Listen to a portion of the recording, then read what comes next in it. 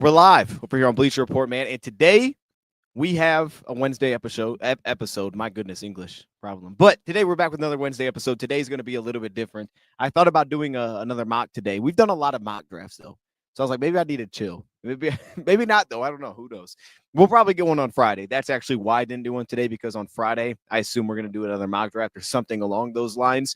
We'll dive into that again. So instead today, I wanted to just kind of dabble into everything that's been happening, because there's been a lot of news, but not a lot of like major news. I feel like over the last few days, mainly from the Brad Holmes media presser that he had. And because of that, or not the media presser, but they're at the NFL owners meeting. So they're meeting with all these GMs. And we got to hear from Brad Holmes about what's going on, free agency. What are we doing?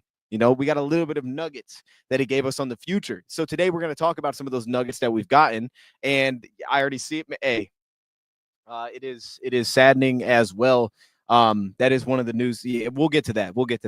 John Kaminsky retiring. That's one of those things. Medically retiring. You put that on Instagram. There we go. Oh, there we good. Yeah, because he was medically retiring. We know he's been just beat up over the years, but we'll get to that in a second. But we got a lot of things. We got a lot of those things, little things to dive into. We also have some contract situations I think that are super interesting. Khalif Raymond adjusting his contract with the Lions recently. I don't know if that was today. I feel like that was today. I've seen it today, so maybe it was a couple of days ago. I don't know, but that happened. We had KO'd, who was also re-signed to the Lions. Lions adding depth, but ultimately, what I did is I went through, watched the media meeting with the media again, and I kind of just took notes, all the bold notes, and we're gonna walk through those things and kind of update the Lions situation. Any little thing that could be coming down the road based on what we know so far. The Jameson Williams situation also throws into this. What is his future looking like as a Lion? Some things are just unclear at this point, but there's a lot to go through. So let's dive right into it. This is in no particular order. And here's the one thing I'll start with, because we're going to be talking about what he said for the most part. There have been like rumors of certain things. I've seen like for example, Brandon Sheriff. We talked about Brandon Sheriff a little bit, and that was a move that I thought would make sense for the Lions. After losing Kevin Zeitler, I thought it made sense that he was also waiting, kind of just picking and choosing his spot. And when you look at the guard market, it like cleaned up really quickly.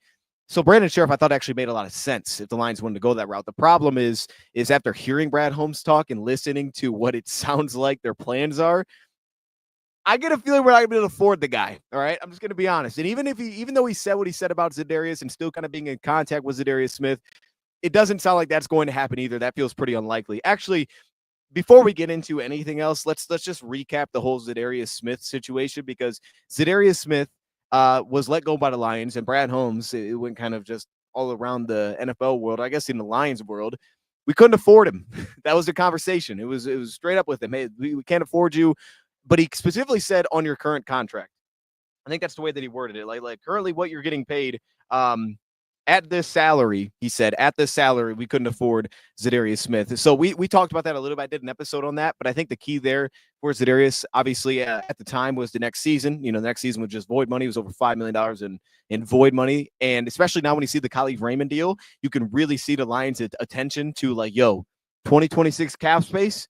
We need to make sure that we have some, because we have all these bills that are going to be due. And the way that Brad Holmes constantly put it was like paying for college and not going on vacation because you're paying for college. It was kind of a weird way, but it does make sense. He's like, yeah, we could, but maybe we just don't go on vacation, right? Maybe we don't have that like little, extra, like, all right, we're going to take this swing, because in reality, we have to be disciplined, because we know what's coming down the road. We know what's going to happen here. And, I compared it to Philadelphia's situation, because I think it's kind of two very polar opposites in some ways. There's a lot of similarities on how teams have kind of built their teams, but the difference is in how we're setting contracts versus how they're setting contracts, right? They have a lot of dead money just set. Lions constantly add dead money, but there's small portions, very small portions to contracts. And instead they're paying this as they go. And they know that this bill is coming, that all of these new contracts they had to get out to these young guys is coming very soon. So we start there with Za'Darius Smith. He gets let go. I thought initially when he was released, and this was way earlier in the process, so we didn't have everything shake out at this time. Roy Lopez wasn't brought in, and I didn't know this was the Lions' plan to this extent. I know Brad Holmes, he tries to really have empathy for the fan, I guess you would say, like put himself in their shoes. I understand it. He said if I was a fan too, I'd be like, yo, what are we doing? We got to go get this guy. We got to make a splash. But he kind of said he tried to make it clear last time he spoke to the media that that wasn't going to be how free agency was going to go. It was going to be kind of like this. It was going to be on the quieter side. And I think one thing that he said that was super important, for me, because, just kind of doing this, like the whole media thing. If you sign players that are from your own organization, is not as fun. And that's just normal. I mean, it is what it is. I get it. Like, it absolutely is true, though. Like, for me, even when I make a video on who the Lions re-sign, it's not the same buzz. Like, for example, we signed Pat O'Connor. If I made a video on a player that was exactly Pat O'Connor from someone else, it's not like a big name signing, but it would be a completely different vibe of like, yo, that dude, what could that become? He could play everywhere down the line of scrimmages versus you talk about Pat O'Connor. It's like, oh, we know that guy. We know who that is. But that's exactly what the Lions' approach was. And I've compared it to the first year they were here. It's a very similar approach. In that first year, you could say they were disciplined. They really just had literally no money to spend. This year, I think, is more about discipline because when we came into free agency, my thought process was like, hey, the flexibility you have is right now. If you're going to give out contracts, give out 1 year deals, right? Give out 1 year deals because in the future years, you don't got a lot of cap space. The numbers are going to jump, but you have to pay these bills, right? And you look at the salary cap outlooks and how they set this, like, all right, that was my assumption coming in. But I think even more so now that we're getting to this point, the realization is absolutely that the Lions are not looking at like, hey, what money can we just free for 2026? It's what do we have to push into 2026? What can we bring along with us into 2026, right? That's a key part of this, it feels. Now, we'll see. He was asked about like, hey, what free agent, what else could happen in free agency? And he was pretty blunt, like, yeah, there's guys at every position that we could look to add depth. But in terms of like the big money free agents, we're not really in that market anymore. Like that's not our, and they weren't really in it the majority of the time anyway, I guess, but they're not really in that. Every position's on the table, but they're not really in spending the big money. That's just probably not going to happen. So even when I get to guys like Brandon Sheriff, and at the time we talked about him, I thought it made sense. And it was like, all right, there could be a path here.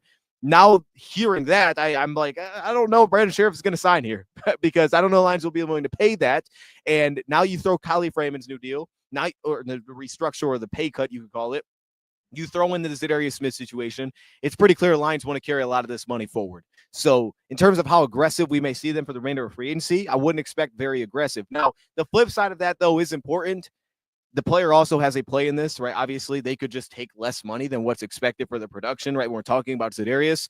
If you told me the Lions felt like the 1 year, $11 million deal, we'll call it that because the void year, you put the 2 years together. Next year was, kind of what it was. But if you're telling me they felt that was too expensive because maybe that wouldn't roll over, or even the flip side, it was just $5 million for next season and $5 million for this year.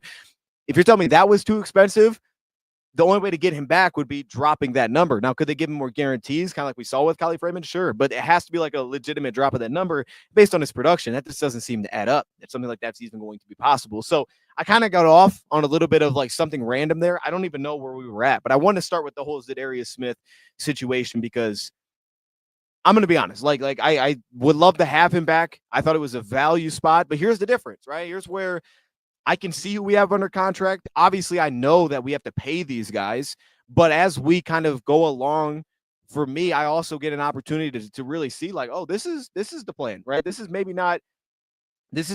We do love Pat. This is maybe not exactly what I expected it to be. Maybe I expected a little bit inaccurately because when you look at how they've done this thing, like at the time of getting Zadarius, I thought, 2 years, but I don't have these future outlooks that they have. I'm not doing that, right? They have projections, probably what they're thinking the numbers are going to get to, though they don't know the exact number. As Brad Holmes told us, they're projecting these contract extensions they have to give out, how much they're going to be paying these guys at the time. They have a path of how they can kind of line these up and have them balance year after year after year. Like I can talk about that and how it's like so important to make sure, you just don't have that same overlap over and over. That way, you can actually afford it year by year. But they actually have to lay out these plans. So I don't know that the Zadarius Smith trade at the time was even something that they looked at as like a 2 year, like, oh, will we get him for next year? Like they may have already made their mind up. Like, yeah, we're not keeping this guy next season. Like this is going to have to take a whole nother contract. We'll see if it happens. He did say they were still in touch with their agent, but just the vibe that he gave off didn't make me feel like, oh yeah, they're going to get him. Like I'd be pretty surprised if he comes back. And I guess we'll just have to wait and see because the Lions do have a lot of players under contract. They're like at 74, I think it is under contract. Obviously, it's 16 left for 90. You have the draft class. We'll see. That could be 6, 7, somewhere in that range, depending on how many picks they have. UDFAs will fill the rest probably as well. Maybe you get a couple free agents that slide in. That'll fill the roster. But we'll just have to see. Like with these next couple of moves, like I would expect now after hearing this that they're going to be those smaller moves, depth moves, minimum type of deals, maybe a little bit more than a minimum type of deal. And that's going to be how the rest of free agency rolls. If we get one that surprises me and it's like, hey, $6 million to this guy, That would surprise me, but it would also be like, okay, well, maybe they did feel like they had a little bit more to give. And we'll see if that's the case. But just after hearing this, I don't anticipate that at all. And here's a weird nugget. We got a lot of things to get into, so I got to keep it moving. Levi Onwuzurike. I thought this was interesting. So I actually saw a graphic yesterday. I wish I had the graphic. I should have saved it. I don't know why I didn't save it. And it was like, I don't remember even who was ranking this, if I'm being clear. I have no idea. But it was like, all right, hey, top value free agency signings this offseason. And the one cheap contract, or the one-year deal on there, was Levi Onwuzurike. They had him listed with this one-year deal, as it's very, very affordable for the Lions. And even Brad Holmes said in meeting with the media, like, yeah, we were doing backflips. We didn't expect that we were going to be able to get that contract done with Levi. I mean, he was like shocked that even happened. But I thought the little nugget to that he added was basically stating that back in the fall, trying to get an extension done with him.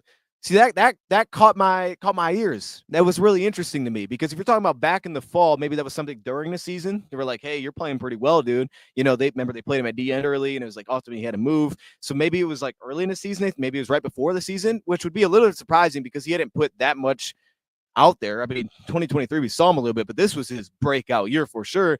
Maybe the Lions just had an intuition like, hey, we like where he's going. If he does stay healthy, we think he's going to take a jump. So let's get this done now if we can. But he kind of like alluded to like, yeah, we had conversations back in the fall. I just thought that was super interesting. I'm like, wait, they had conversations with getting a Levi deal done like early? I'm shocked by that. But clearly they had interest in keeping Levi around. But then to also think that they re-signed him on a one-year deal makes it even more interesting. Now, this could have been, and my thought process would be, because I said this when we signed Levi, like this was obviously a two-way street in the sense of giving a multi-year deal for Levi from the Lions' perspective could have been difficult. I mainly thought, and I think they thought the same way, this price point was going to be too much. Now, he said because of the cornerback market, which he said the entry point was basically $16 million, which is what they got DJ Reed at, so they were excited about that because they got it right at the entry rate that it was going for. But he said alongside that, they were pretty surprised to actually get him back, knowing that they were going to be going after a cornerback in free agency, that they were even able to get Levi back. But the fact that they brought Levi back on a one-year deal, but they were also maybe in conversations to extend, were they just trying to extend him for a single season? Like it's a weird conversation. I think that's a very interesting situation, but maybe they were trying to get ahead of it. They feel like, hey, we can get him for a couple more years, maybe get him really cheap right now because there hasn't been much out there. We'll get ahead of this. And then maybe from Levi's perspective, like, I don't know if I want to do that, but that would have been really betting on himself if that was the case. And then he took off this year, and it is shocking they got him back. I think it makes a ton of sense though that it was a one-year deal. It's just kind of weird to hear that like, oh, they were trying to extend him and then it became a one-year deal ultimately. But hey, getting him back, maybe they're just trying to extend him for one season. I don't know. If maybe that's what they were trying to do from the jump. And I don't know what the market was, but I think next year he's going to get a multi-year deal for some big money. It was just shocking that deal got done. So just a side note, happy Levi's back with the Lions. Let's go through these, though. A lot of things to talk about. I want to touch on the offensive line thing just really quickly. So in your offensive line, we talk about Brandon Sheriff. If you put all the list, Will Hernandez, that'd probably be number 2, just in terms of what they bring to the table as a player.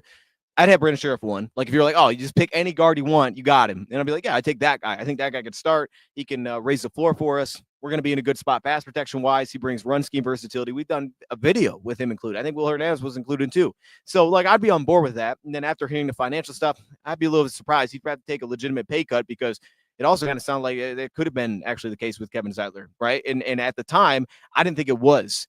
I didn't think it was that with Zeitler. I thought when Zeitler didn't come back, and I might just be wrong on this, I thought when Zeitler didn't come back, it wasn't about the Lions' unwillingness to pay him. I thought that it was truly just like, hey, he may have wanted to go to Tennessee to retire, right? That makes sense. Like, Tennessee's a nice place. Maybe he wanted to work with someone or play with somebody.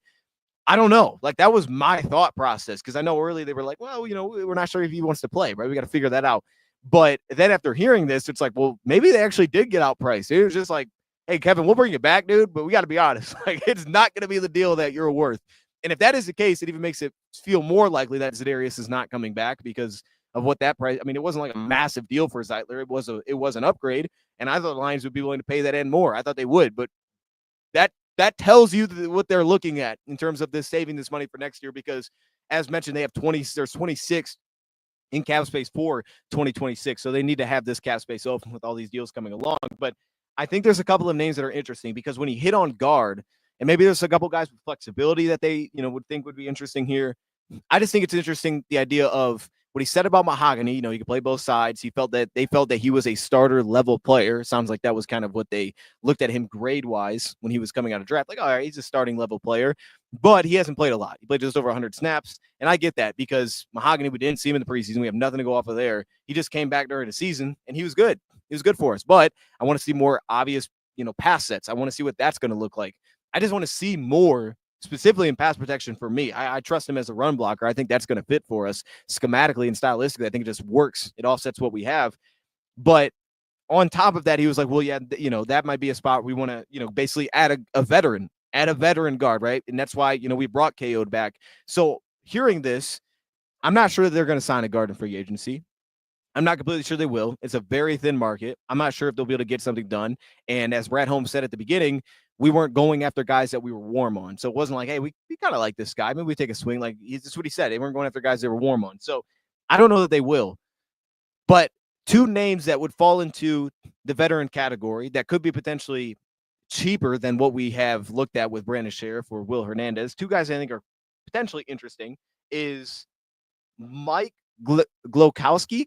Glowkowski. I think it's Glowkowski. Let me get the exact name here. I think it's Glowkowski. That's how you say his name from Indy. But I have it spelled kind of weird on my paper here. It's a Mike Glowinski. I don't see. That's why I'm glad I checked. Mike Glowinski. That actually sounds a lot better. I don't know why I wrote it like that. Mike Lewinsky from Indianapolis.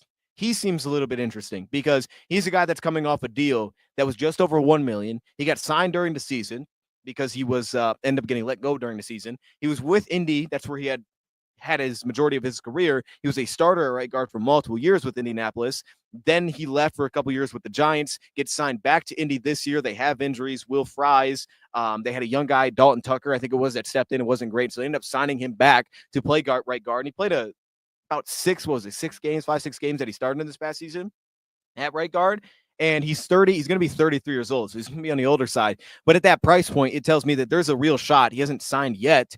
There's a real shot that wherever he signs, if he does sign to play somewhere, you never know, you know, at that age. But if he does, the Lions could potentially get him on a true minimum deal. Like, he could come in on a vet minimum type of deal. And that's something that obviously could be affordable for them. They could also look at it and say, this is legitimate competition. He has a ton of experience. He can play right guard.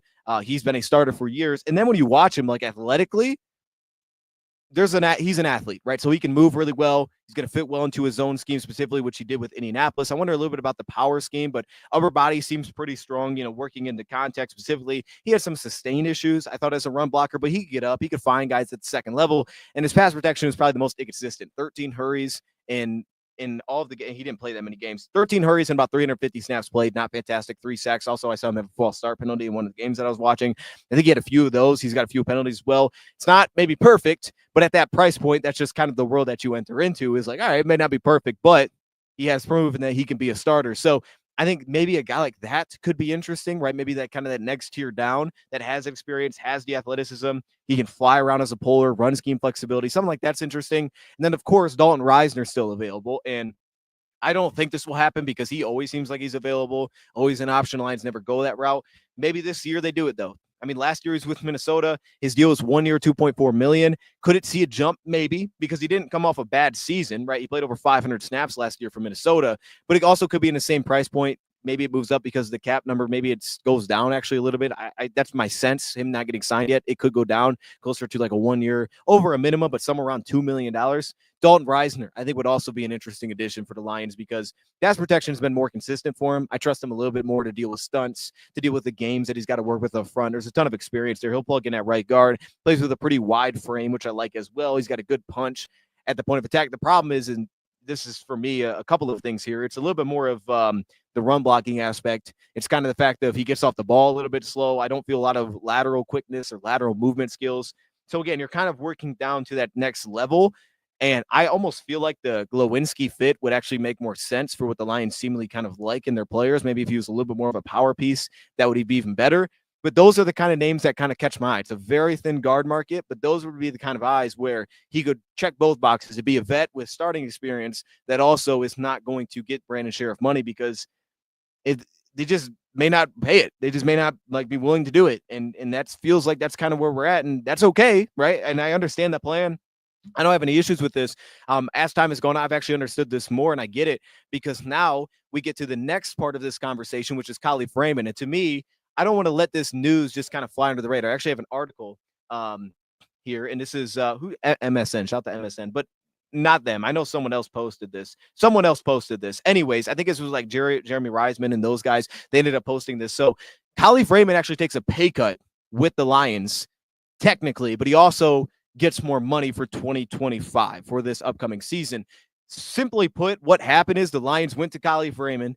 They got rid of the dead cap for next year, or the void year for next year, which is going to be dead cap. They got rid of the void year for next year, and they ended up basically doubling his guarantees this season. So he's essentially this year, he's going to get all that money. Everything that he's set to make, he's probably going to get, essentially going to get almost all of that money. It's almost all guaranteed now for him.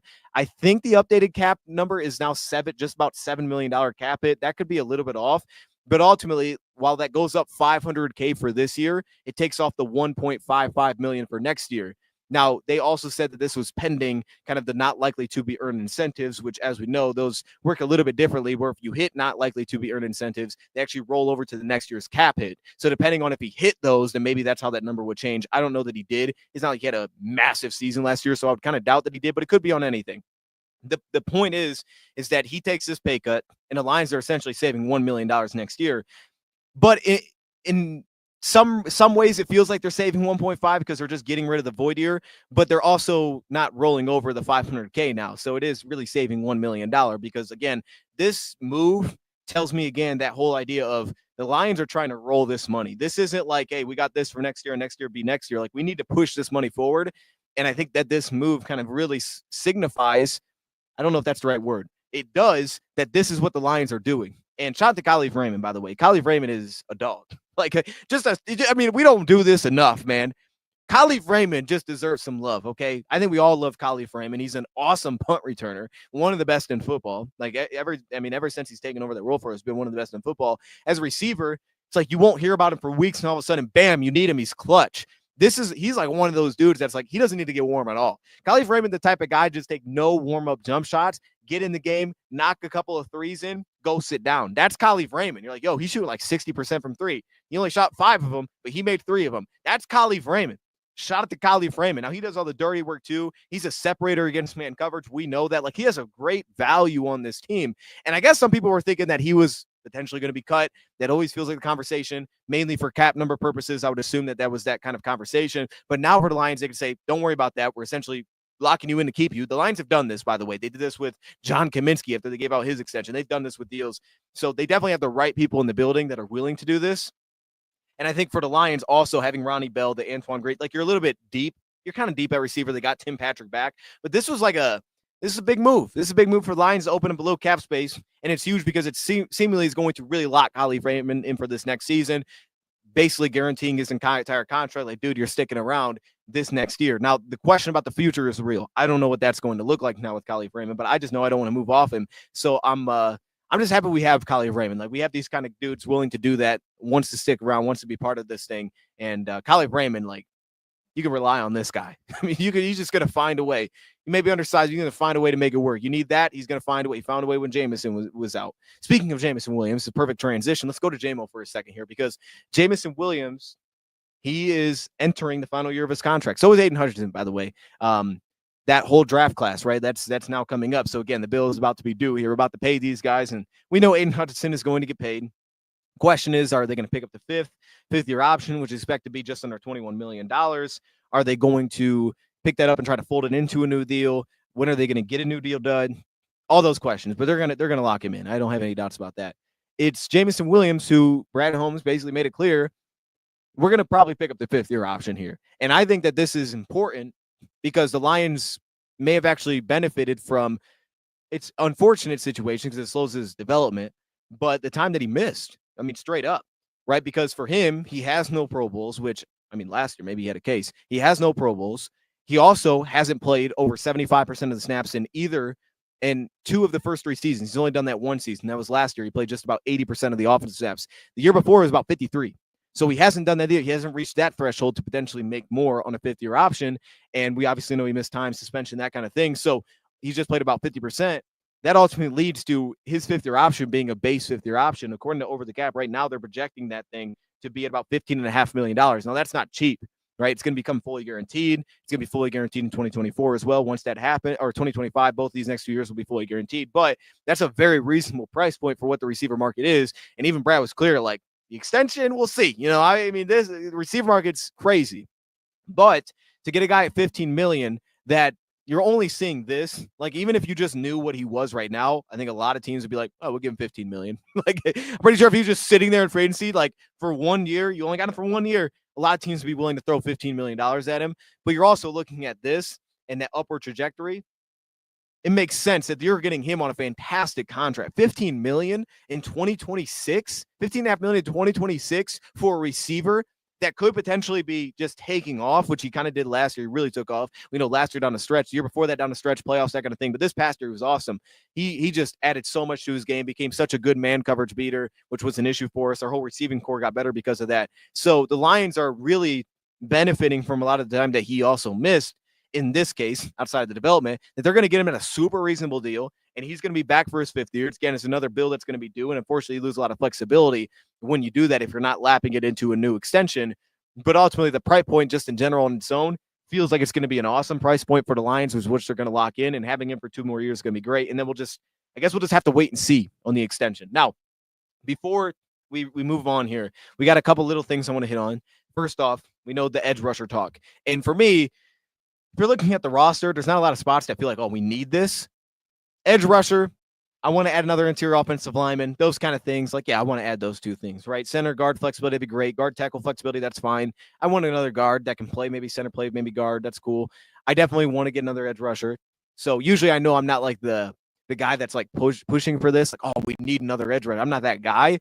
But in this case, even Brad Holmes said he felt like the defensive line was pretty heavy. And it is. Like, if I just read off the name, I can show you the depth chart, but let me just like tell you the names of the guys the Lions have. So we know there's 4. We know Hutch. We know McNeil, which, by the way, it sounds like McNeil may not be ready that early. I mean, even according to Dan Campbell, like, he's kind of thinking like, okay, maybe by the end of the year, like, he's himself. And he said that'll be good enough, that kind of thing. End of the regular season, towards the end of the regular season, he'll be himself. So Lions are clearly expecting that, which means they're also going to be preparing for that. And I think they've already started that. When I talk about this interior defense line depth is insane, but they've already kind of started that. Don't be surprised if they hit it again in the draft, right?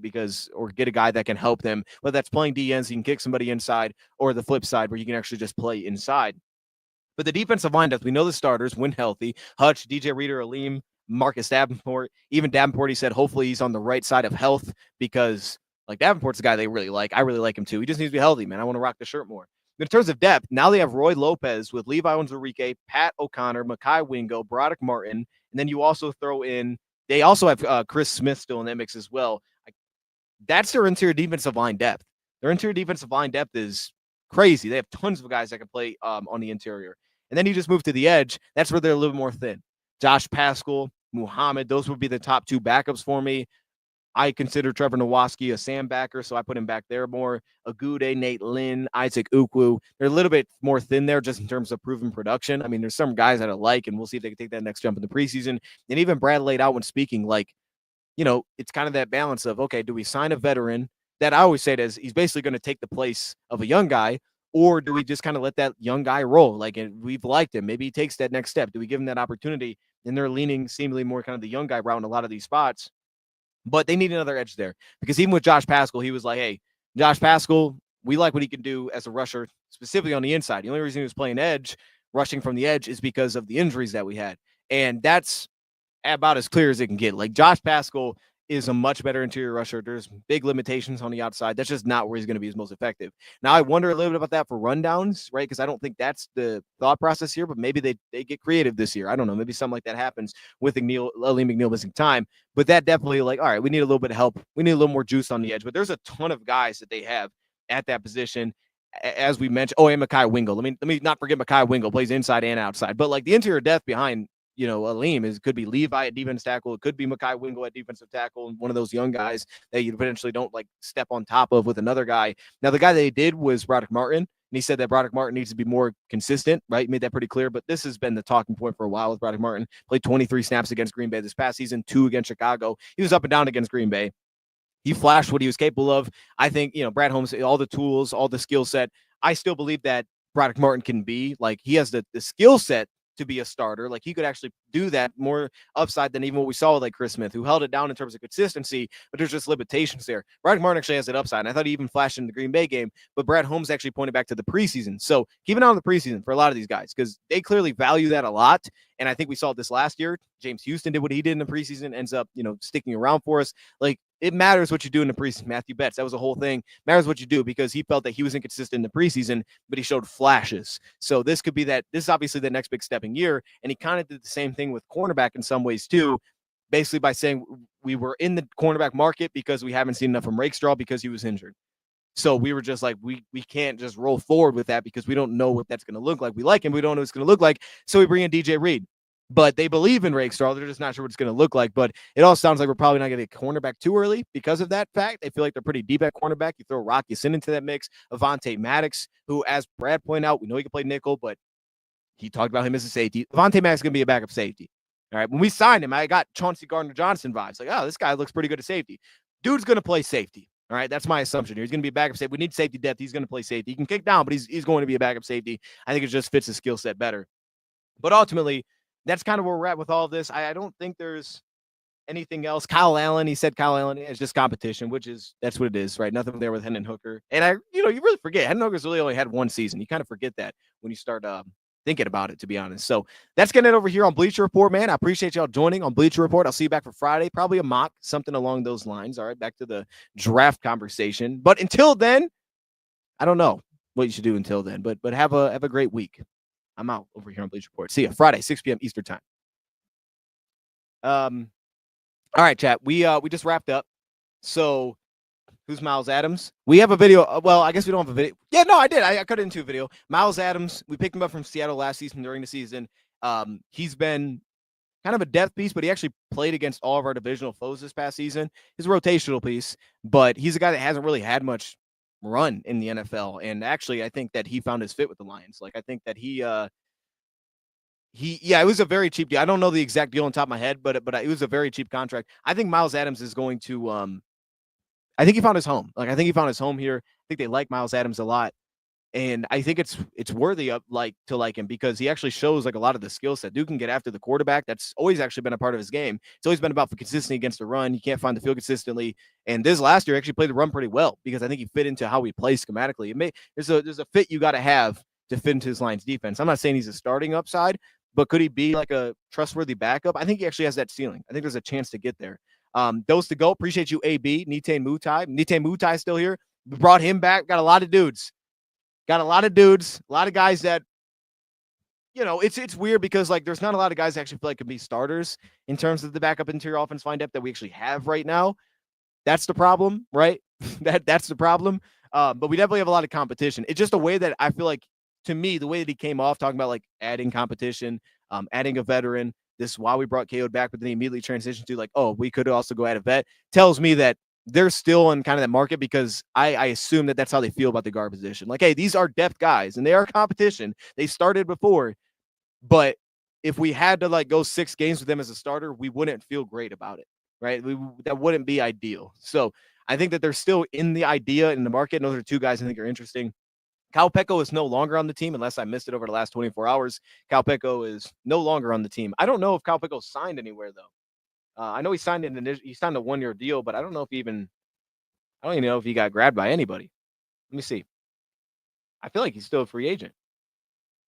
I think he is still a free agent. Yeah, I think he's still a free agent based on last time I looked. Jack Mason. Yeah, he's had a really rough go of it. Could go after Jedrick Wills moving to guard. That'd be interesting.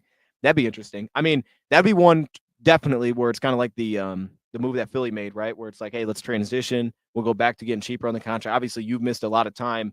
Let's because he had the right tackle thing, could play both tackle spots, and then it's just kind of fallen off for the last couple of years. Like maybe that's his rebound. Like, hey, let's get back to things here because I feel pretty good about tackles. So yeah, maybe that's an interesting one. I think that's an interesting name because he actually could sign a very cheap deal if that's what his options come down to. I don't hate that one. But But yeah, I just wanted to do this quick little, thing over here. We had Bleacher Report today, so I just wanted to jump into this quickly. I missed that KV Alto gifted a 5-piece. KV Alto, what? I appreciate you, man. I apologize. I missed this, man. I was on the Bleacher Report chat, so I missed all of this. KV Alto, can we get some birthday cakes in the chat for KV Alto, man? Show him some love. I appreciate you, man. What's up, the Continental Gamer? How you doing? I like that picture. This is a good profile pic. I need to get one of those. I need that. No, I actually kind of like my profile pic. I don't know. Maybe I need like an alternate for like alternate games. That'd be interesting. Like have it look colored a little bit different. Who's my favorite sleeper in this draft? I'm gonna miss Kamish. That's sad, man. I mean, he was a free agent, right? But it was like, I'm not gonna say I was like surprised we didn't resign him, but I thought there was a world at which we would just resign him. And it feels like you're kind of trying to replace that guy, which is tough to do. But yeah, him retiring medically stinks, man. We saw that on Instagram, and it was sad, man, watching it. Like, even when he put the little thing about like, one offseason, you lock in and look what it can turn into. Like, it was, dude, his whole story was awesome. And I remember the first day being at camp and he was there and it was like, yo, is that Kaminsky? And we got a picture with him the first day he was there. It was awesome, dude. It was awesome. So shout out to John Kaminsky. Yeah, that's going to be sad. Maybe he'll come back at some point. I mean, I doubt it. Maybe. I don't know. You got to be over 30 now. He's over 30, so maybe not. Riley Mills. I like Riley Mills. I like Riley Mills. Is he a sleeper? I don't know. I like Riley Mills, though. I'm not mad at that one. I missed the poo video. You didn't miss it, just not. Just not out yet. You ain't missed it, though. You know what I mean? Poo. All right, I'm going to be honest. If I do a poo video, it's going to have to be with somebody else included, probably. Just for time's sake, I'll probably include him with somebody else. Maybe like somebody else that we've also brought in for a visit, something like that. But we'll have something, all right? We're going to have something. I'm dodging you and Johnny Walker. I guess you don't like him. That's not true. Nah, man. Look, today I was trying to update, kind of the guys that I've checked on a little bit, but I haven't went through fully. Watching through Jared Ivey a little bit more. We did the Takeways Williams video, so we just kind of rounding out. I really want to be dialed into the earlier picks. That when we get to these mocks, I feel really strong about like, oh, if this scenario pops up, he's gone. What can I do? I don't want to be pigeonholed into 5 picks, and then we'll start to roll through those guys. So Poop Hall versus Barrett Carter. This would be good. This would be a good video. I'm on board with this. I don't know if DT Fan Man wants that smoke, but we could we could run that. I wonder if Tick 28 1 or 2 enough to move up to 20. I would assume that it's I think based on the value chart, it's not far off, but you'd probably have to throw something else in, I would think there. I think you'd have to throw something else to make that shake, probably a future something, because everybody wants picks next year, it seems like. But I don't think that's far off in terms of the value chart. I don't think it is. That's like 100 points, right? So 100 points to go to that spot. That might be 100 points off. If it's 100 points off, you're definitely going to have to throw in something. But you could throw in like a future 4th with that or something, really get that done. And I don't think the Lions would have a problem with that. I think if they did it, they'd throw in a future pick because they don't want to have no picks in the top 100. Like, or even though 1 and 2 is not in the top 100, they don't want to have any picks in the top, whatever. So I think they would. But speaking to Brad Holmes did kind of, like, he said everything's basically on the table. But like, I wouldn't be surprised if they trade back this year. Like, really, I think we're going to move. But after just listening to him talk, like, it also feels like there's a real shot they could just move back in the draft. That feels like a real possibility based on how they built this thing, where they're at in the draft. They may be really willing to drop out. Like, I could see it this year, man. I think this could be the year where it actually makes a lot of sense for him. But yeah, I'll have to check on the Jedrick Wills one. That one's interesting to go to guard.